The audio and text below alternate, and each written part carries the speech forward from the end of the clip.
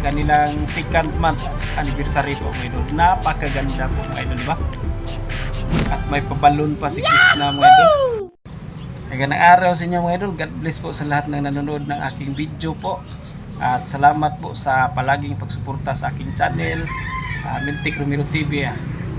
Maraming salamat po, lalo na po sa mga OFW dyan.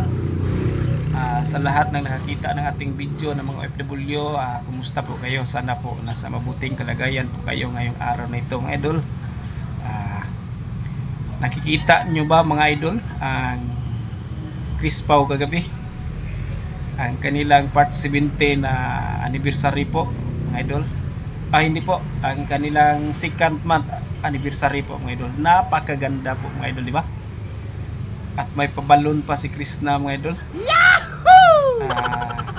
Tuwang-tuwa po ang ating idol na si Sir Paul mga idol kasi may pag-asa po pala. At tayo din mga Chris Pau fanatic, may pag-asa pa rin tayong mag-violet. Kumusta po kayo? Grabe mga idol. Kilig na kilig po kami sa aking asawang nanood mga idol. Parang bumabalik po ako sa pagka-teenager po mga idol.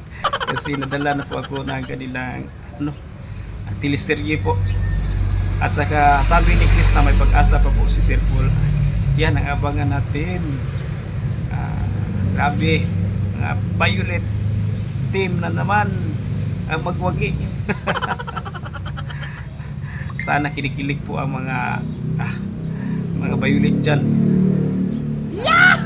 Ngayong February 14 mga idol, baka sagutin na po ni Chris na po si Sir Paul kasi yan ang pangako niya na may pag-asa pa po si Sir Paul po mga idol. Sana po magkatuluyan po sila mga idol kasi yan ang inabangan natin mga manonood. Ang Chris Pau fanatic po, abangan natin hanggang mag-violet tayo mga idol. Grabe, kinikilig po talaga ako. Pati nag-comment sa akin mga idol, 67 years old, kinikilig po siya, si Lola. Magandang umaga po sa inyo Lola po. Kinikilig pa din po siya, 67 years old no. Grabe ang hatak ng Chris Pau po mga idol. Kumusta po ang inyong panonood kagabi mga idol? Baka lumundag na naman kayo sa saya mga idol, di ba? Grabe. Sa aking reaction po na nakita ko kagabi mga idol, ang sarili ko lang pong opinion, sa akin lang po ito.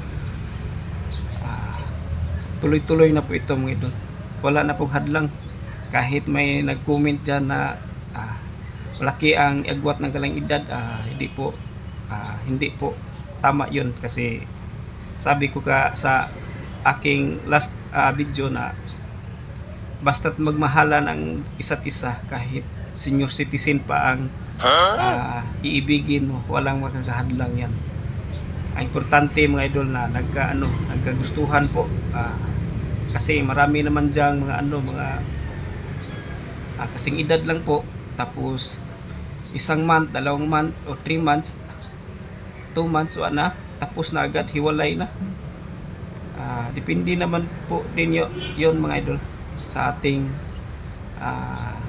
pagkatao, di ba mga idol? Kahit may agwat po ang edad natin sa ating asawa o syuta, pero depende na rin po yan.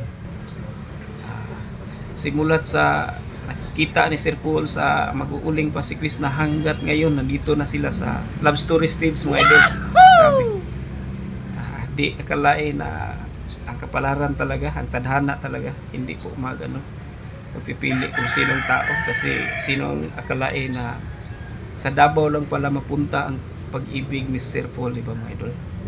Sa Davao lang pala ang kanyang swerte, at saka si Krishna pa din ang kanyang napusuan na masyadong bata pa po si Krishna pero mabait naman po siya mga idol. Yan lang po. At saka kita nyo ang kanilang balon mga idol, puro violet. At saka ang naka saya po kasi nandoon ang lahat ng PBT mga idol. At si Aisa at si Melvin, yan ang ating abangan na naman po mga idol, si Aisa at si Melvin. Melissa mga idol, coming soon mga idol. Napakaganda po ng story po mga idol. Sana po pagdasal natin na magkatuluyan po sila sa Sir Paul. Maraming salamat po. Sana po mag-subscribe po kayo sa aking channel po mga idol. At sana tuloy-tuloy na to ang Crispaw hanggang sa kasalan po mga idol. Maraming salamat. God bless po mga idol.